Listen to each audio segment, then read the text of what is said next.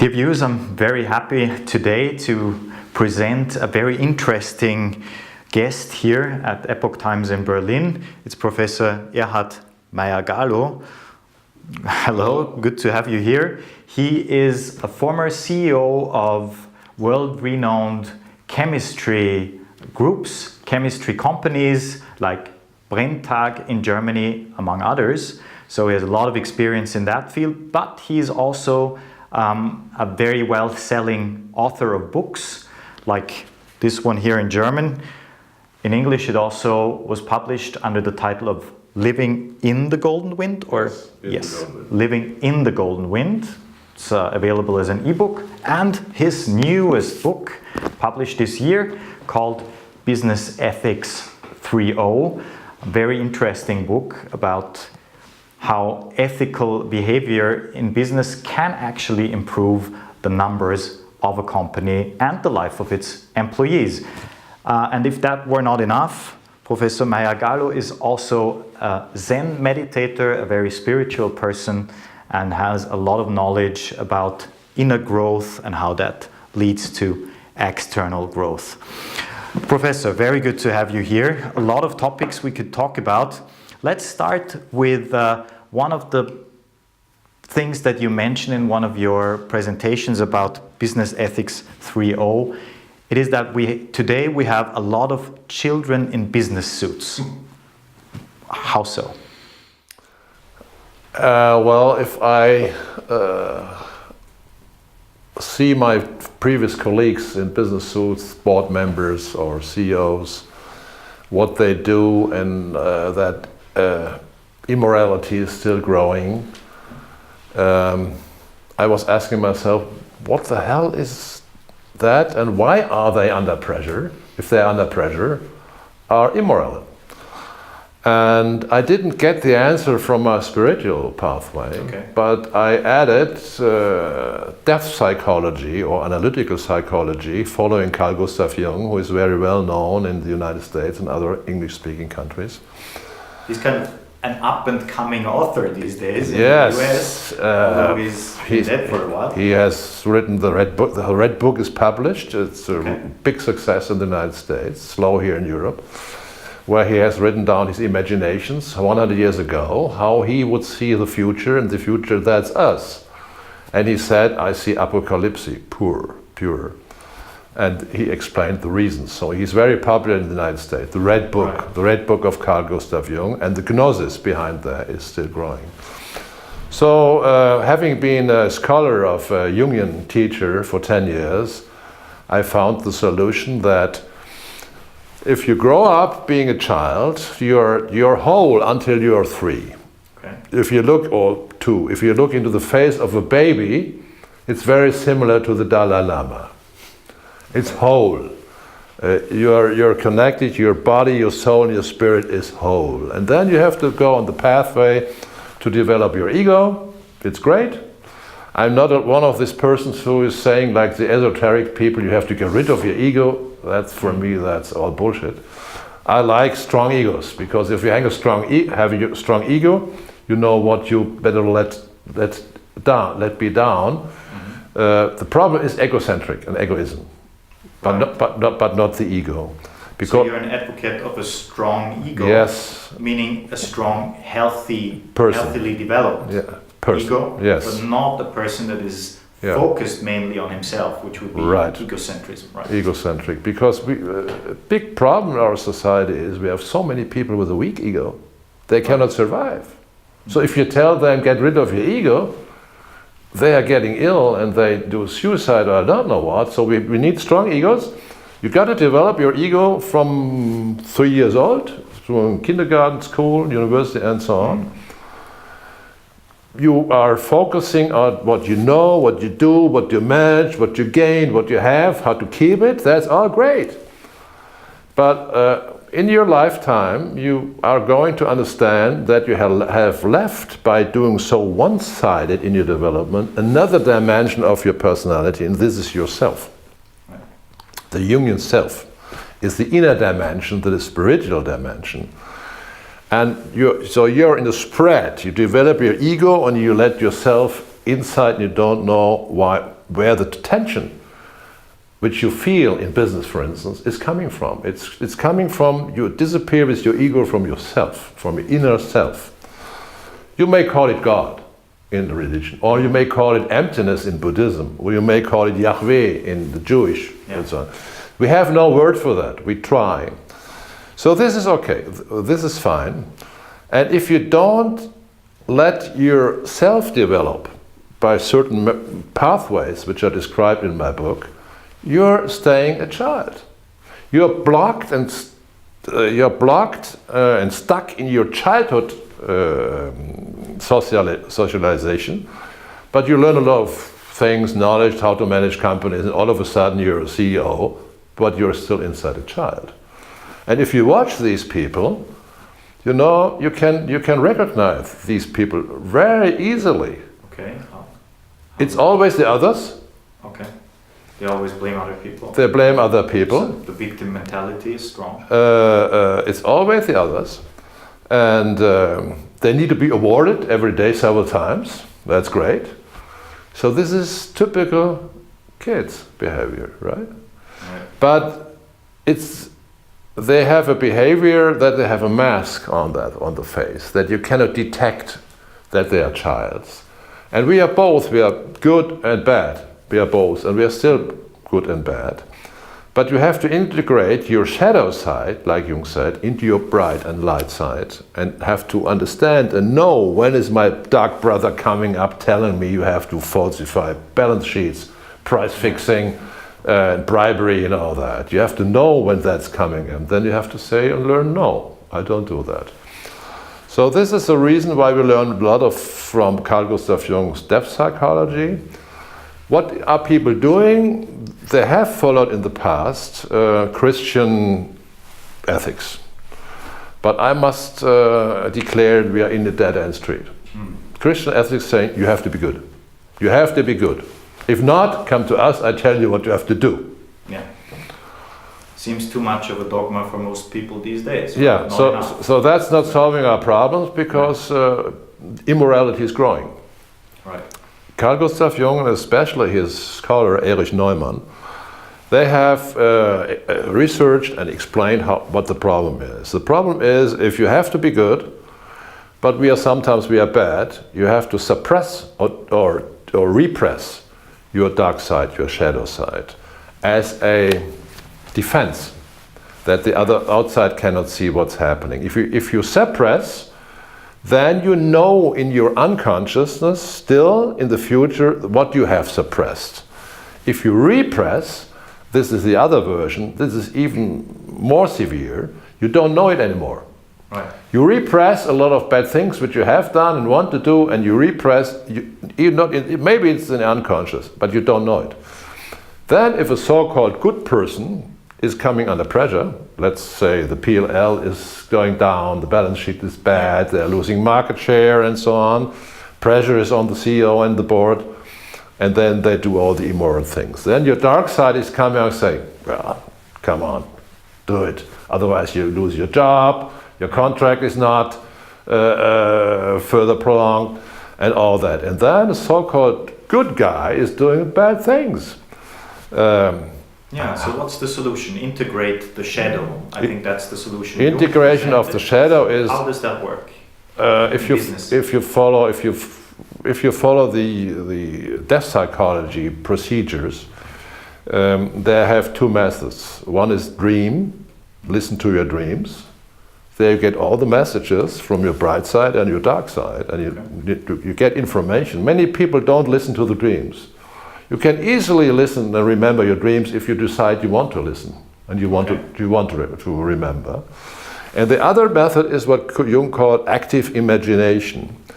You enter into a meditation state and then you watch what's going to happening after you have stopped your neocortex thinking. Right. And then you get messages from pictures, like in the dream. And with these two sources, you get messages how to get on the track for individuation. That's a Jung impression. Individuation is to be an adult, which knows that, but who is growing internally to act outside in the outside world according to an internal growth spirit. Right. But let's take our average manager. Wouldn't that just sound like some spiritual hocus pocus? Yeah. Right? Listen to your dreams and, like meditate. I guess for the average manager, this is just, I don't have time for that. Right. That probably could be the reaction. So you've got a lot of experience in that.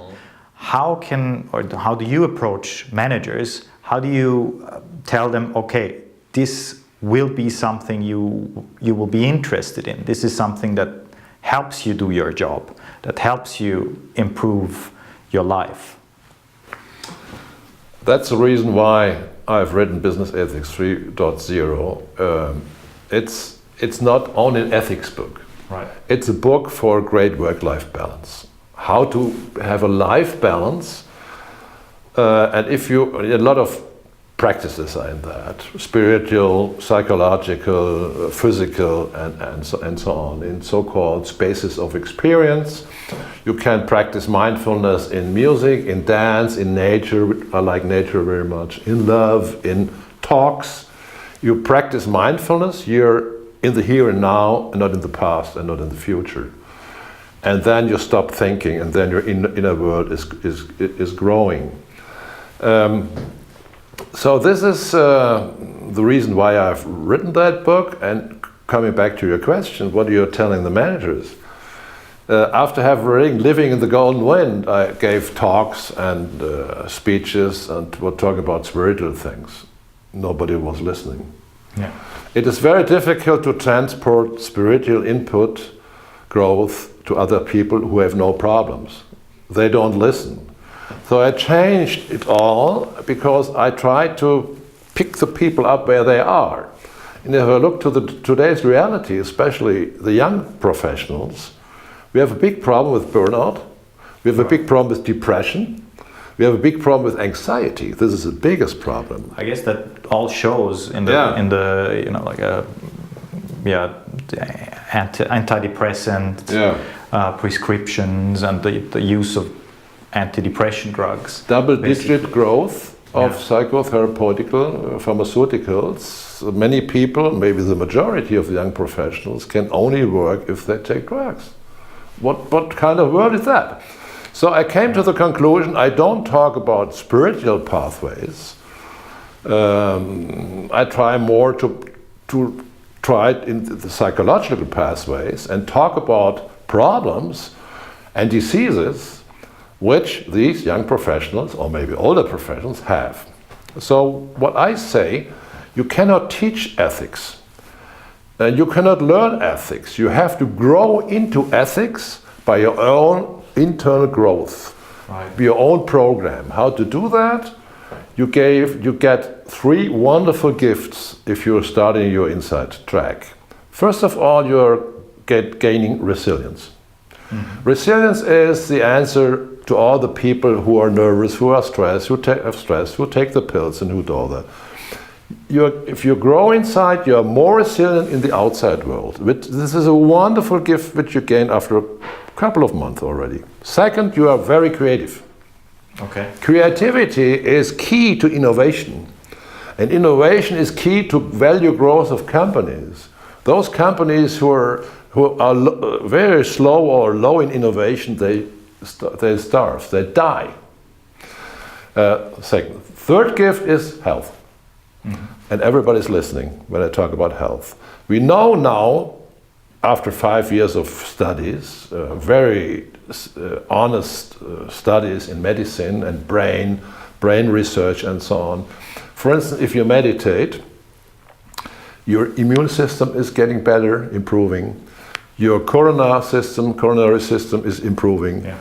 You don't get depression so easily and burnouts. You lose your anxiety because the result of meditation, for instance, is love. And love is the opposite of that. Of fear. Of fear and anxiety. And many companies are blocked by fear and anxiety of their employees. Why? Mm. Because the management is putting pressure on their shoulders. You have to get this idea, otherwise you're fired. So you get 3 gifts. So when I talk 30 minutes, I talk 20 minutes about the 3 gifts. And then I explain that at the end, if you follow these advices and pathways, you're acting morally perfect. You get a great ethics. The ethics is the result of your inner life. It's not the target number one. Yes, and it was, I mean, you were the CEO of various companies, and you incorporated this type of behavior in your companies with a lot of success. So this is not just something that you say, sounds nice, I can make some money from giving some speeches or talks here. No, this is actually something that really works. How did that show in your companies? I was very successful, so I'm not talking theories here. My USP is just I have done that for at least 25 years. And all companies where I was the CEO were very successful. During these days when I was in business, this is of course 25 years ago, I didn't tell anybody in the company and outside that I am on this track for spirituality or sustainable leadership or death psychology or quantum physics and so on. They would have said, this crazy guy is an esoteric, or maybe Scientology. I would have been dead. This is now different. You can talk with your management about meditation. Many people are doing that. Google, for instance, says mindfulness and compassion, that's us. Thich Nhat Hanh was the advisor of Google, as we know. So the young people in Google, they are on the track of mindfulness, where mindfulness is the door into personal inner growth after you let it go. So you get serenity, empathy, love, and so on. So this is the entrance. And in the US, Wisdom 2.0 is, after the book of Søren Gadamer, big success, a lot of conventions. The last was in San Francisco, 4,000 people. Young people are listening to top speakers. It's real hype. It's not here in Germany, it's not in Europe, it's coming over. It's coming over to Europe. How's your experience with young professionals these days? Are they, like rather open-minded in your view, in your opinion, or are they just very obedient to the senior management and that's that? We have a big problem because guidelines for education in schools, high schools and universities were reorganized, rewritten I think in 1962 by OECD, following guidelines from the Chicago Institute of Economics. So what they said in these guidelines, you have to produce human capital for the economy. This is the main core of education. All the countries followed, university and schools followed, so they produce human capitals and still do. So you can imagine if these young people are entering the business, they have only one idea, how to be productive in the business. And that's the reason why they all want to go to consultants, like all famous consultants. After 2 years, they are ill or dead because they don't get the information from the teachers. What to do to be a real whole person. Produce human capital. This type of language already says it all, I guess. That's what it's about. It's about the economy and not necessarily about human growth. I hate the expression HR. Human resources. Human resources. It's not a resource. I would. What do you prefer? Human potential. HP. I would call all these divisions in the companies in the management HP. Human potential. Because if you hire someone, you have the duty and the task to develop the potential in this lady or in the gentleman. And that's the right track because they say, they are taking care of me. They develop my potential. Right. I know a consultant, quite successful one. He says no, humans are not the resource. They are the source to everything in doing business. A good approach, I guess. That approach probably you would subscribe to that as well, right? So, what to do about it? Then we have an education system that basically, in my words, produces robots for the economy, and that's that. But at the same time, people get ill, and probably their other needs that a human being definitely has are not, addressed. So, what to do? I think to solve this problem, and it's a big problem because we are talking about problems of mankind, of our societies, and many people are suffering, is to understand what the purpose of your life is. What is the meaning of your life? And I said I like more life balance than work-life balance. Life balance, I mean a balance of your acting in the outer world and your inner world, which has to be developed. If you're 3 years old, you develop your outer world, what you know, what you do, what you manage. You leave your inner self, what I explained already. To get a balance between your ego and yourself. I like strong egos, I like strong selves. This has to be reconnected as a whole. And then this is a balance which you have to keep and work on that. This can only be done by daily practices. This can only be done by teachers and guides. This is, for instance, one reason why Jordan Peterson is so successful with his channels. Yeah? In spite of all the other opinions about him, but he's professor at the University of Toronto who became famous because he's actually against, he's an advocate of freedom of speech and very much against political correctness in language, right? Which, by the way, was invented by Mao Zedong. He was the inventor of political correctness. Interesting enough, Jordan Peterson is based on depth psychology of Carl Gustav Jung. Yes, he's a big Jungian. Yeah, I know. So my sons like to listen to his YouTube channel, and he, of course, when I write books and talk different from him, I'm not so successful. They said, "Why don't you try to be Jordan Peterson of Germany, of Europe?" I said, "I can't do it. He's so much better." But just different. So my message is just understand that life balance is a key issue. Life balance means job, free time, nature, love. Select what you want, music, but you have to do one pathway or two. Play piano, go for hiking, dance, talk, and do all in these spaces of experience, practice mindfulness. Right. Yeah? If you go into the forest, listen to your feet, you move, watch the trees, and try to feel the space between the trees. If I ask people, you have been in the forest? Oh, nice, how was it? Yeah, they come out of the forest with the same quality like they came into the forest. Nothing happened. So this is nature. Let's say music, concert. So there might be a lot of things going on if you walk in a forest that are unconsciously happening, right? You're right. But the consciousness has not changed.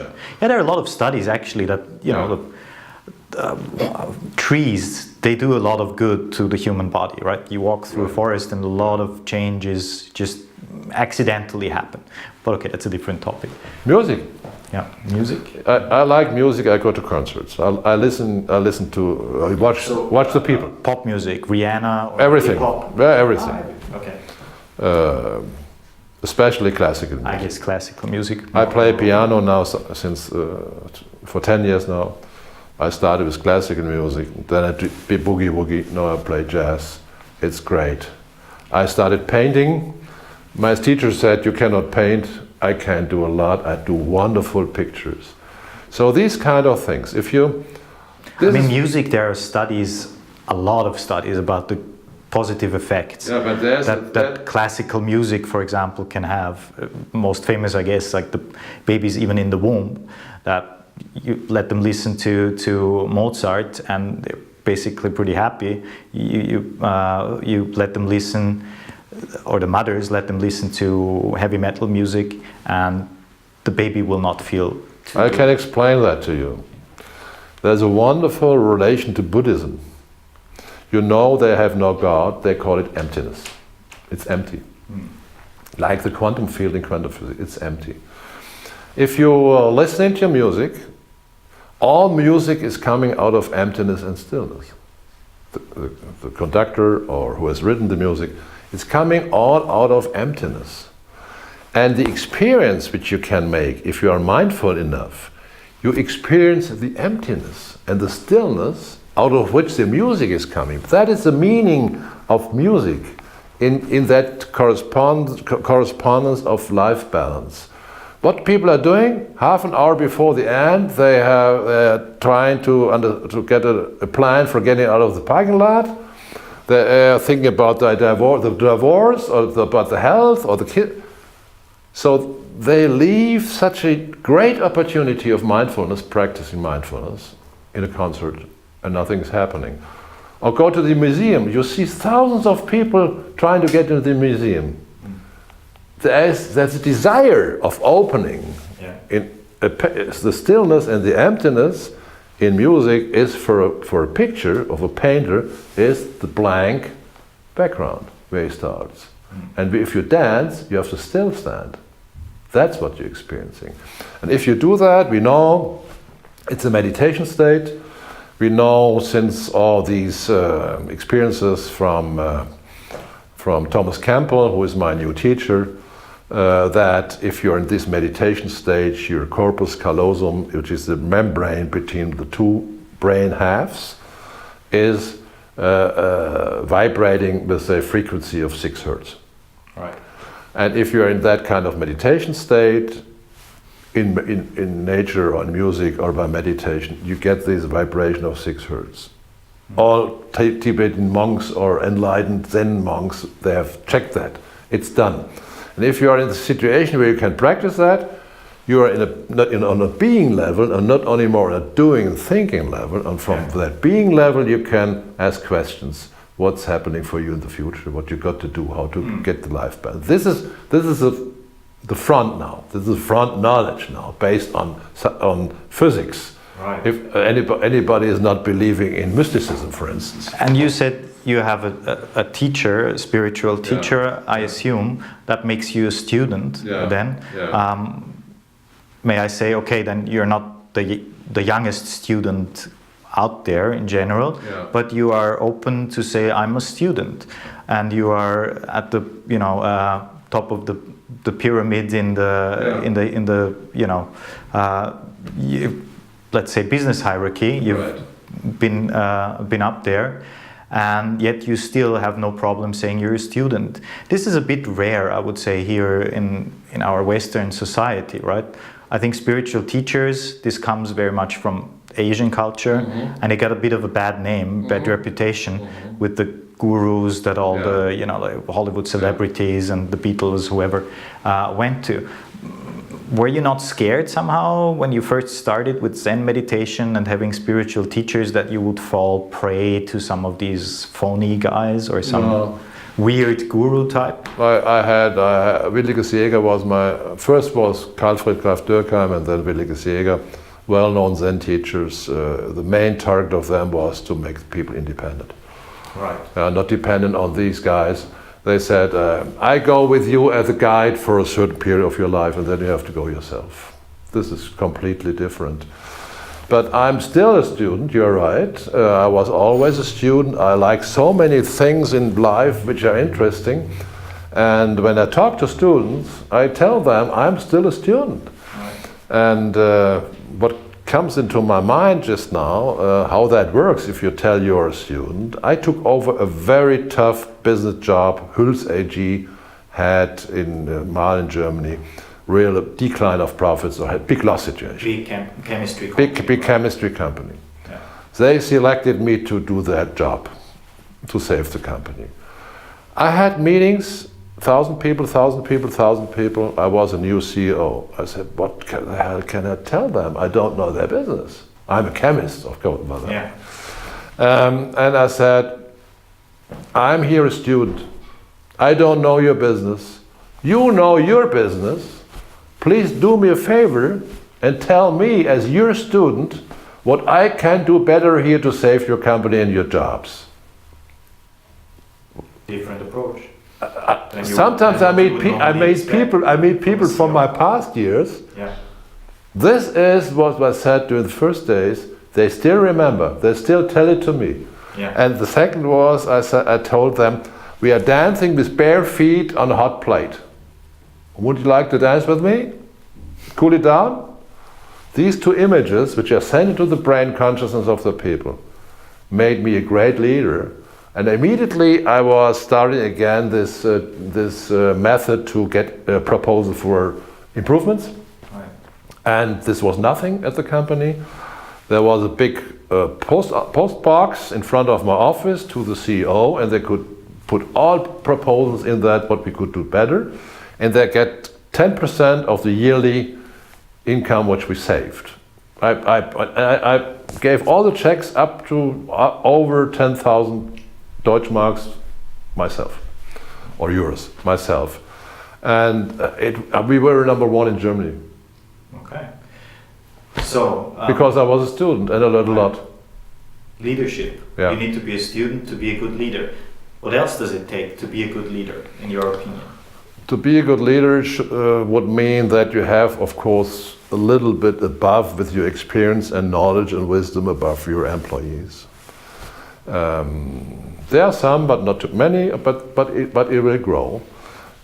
For me, sustainable leadership is the right expression. I don't know if anybody else has made this expression. It's in my books. What do I mean?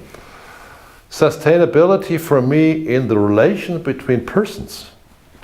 Normally sustainability is with environmental problems. Yeah, that's where we know it from. But sustainability in our relation is what my dear friend Hans-Peter Dürr said. He was a quantum physicist, Heisenberg scholar. He said, for me, sustainability means making the living more livelier. Okay. In every situation, with all the persons, and you guys have to transport this into the world, and that's what I did. So for me, leadership is after I have gained my inner growth and have understood what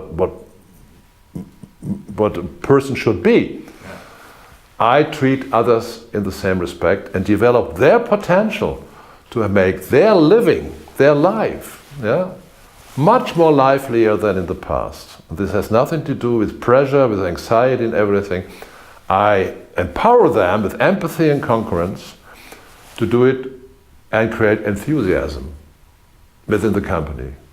And then I can relax and sit back how it is going to develop. I have not any more to tell them every day what they have to do. They know what they have to do to generate more value for the company. And so thank you. We have the next party and celebrate that. That is leadership. Yeah? Right. But before you can be such a leader, you have to be able to lead yourself. You need to lead yourself. Yeah. So how does one do that? Or how does one learn that, to lead yourself? I think I have nobody met so far who was starting this kind of change in your life balance if he had not a real deep life crisis. Okay. You need what Carl Gustav Jung said. That's not really good news for successful people who are pretty much, like saying, okay, I live a good life. Successful people will not listen to me. That's a pity. But if they have burnout, depression, or anxiety, or if they're ill, psyche, or real big, they will listen. And Carl Gustav Jung said, you need a psychic tension, right. A very strong psychic tension to enter the way of individuation, to get your inner growth started. If you don't do that, maybe you are interested in meditation, for instance, you have a weekend course and you give up on Monday. Yeah? But to be on that, you need a psychic tension. So it's a little bit silly to tell that if you find somebody who has a really severe disease, cancer or so. You could really say, I congratulate you. Now you are in such a bad situation that you have the unique chance to change your life. Yeah. And you know now we are just before Christmas. You know the meaning of Christmas is in the darkest night of your life, the opportunity that the light is going up is at best. Right, so like once things come to like the pendulum that swings, once it's at one extreme, it actually turns to the other side. That's the message for Christmas. For all the people who are in deep crisis, and there are many, that if you're in this deep crisis, what you need is to get a feeling who can help you. You need a help, you need a support, you need a guide. You can read my books, for instance, or listen to my YouTubes. But you have to start your own way. You need that input. And therefore, all these problems and crisis, I think the meaning of crisis in Chinese is a chance, opportunity. Yes, opportunity, as far as I know. And that is what I try to tell people who are in deep trouble. Yeah? 2 days ago, I had a meeting with somebody who is in divorce now. He said, what shall I do? I said, learn to let it go. Learn to give up.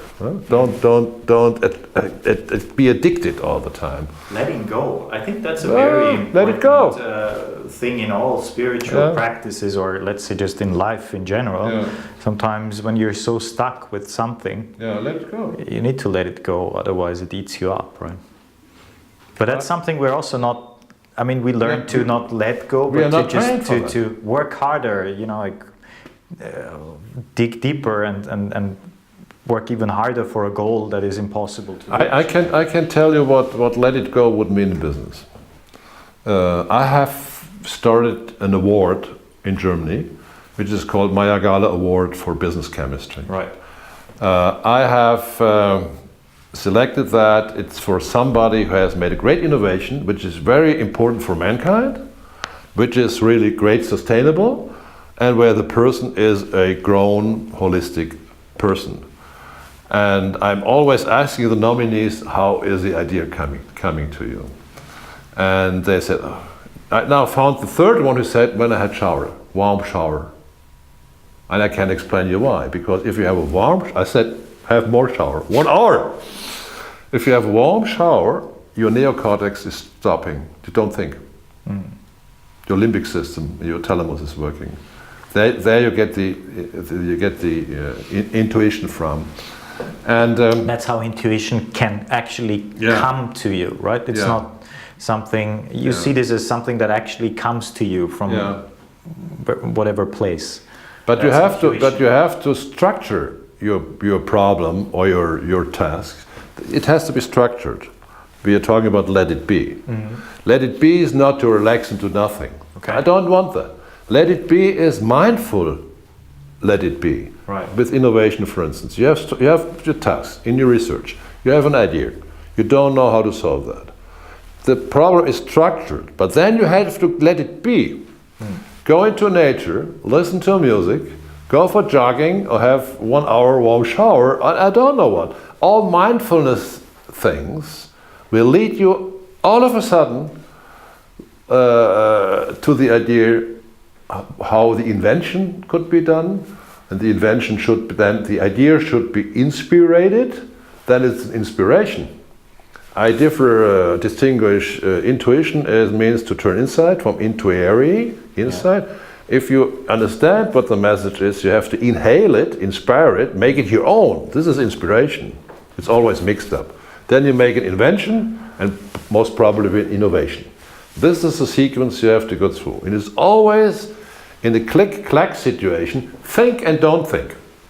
Okay. Yeah, think and don't think. Like the Chinese Wu Wei state. Yeah, exactly. The state without thinking, where actually a lot of things can come to you. Yeah, recently last year I had a lecture, think without thinking. Think without thinking. And this was exactly that. But please think, and please don't think. But it has to be a click-clack change situation. You have to practice how you change it. If you're in meditation, you give it up here. You don't think, no emotions. Then you stand up and you think again. This is my message to all the people. Train that, get the right guide if you're in a crisis. Don't think always on your pain and your disease and all that. If you have real big pain and you started this inside track with meditation, for instance with a teacher, may still be that you have still the pain, but it's not so hard, not so difficult for you to accept it. Right. Yeah, it's easier, or maybe it's going away. I have seen all that. Right. Well, sounds like a very interesting message. Thank you so much, Professor Meyer-Galow, for coming here to our Epoch Times office in Berlin. And if what he said resonates with you, you know, like that maybe you are in a crisis or you are a manager who wants to improve your business ethics, check out his books, Business Ethics 3.0, Meyer-Galow. It is available on Amazon and on the internet from the publisher. Professor, thank you so much. Pleasure. It was a pleasure talking to you. Pleasure.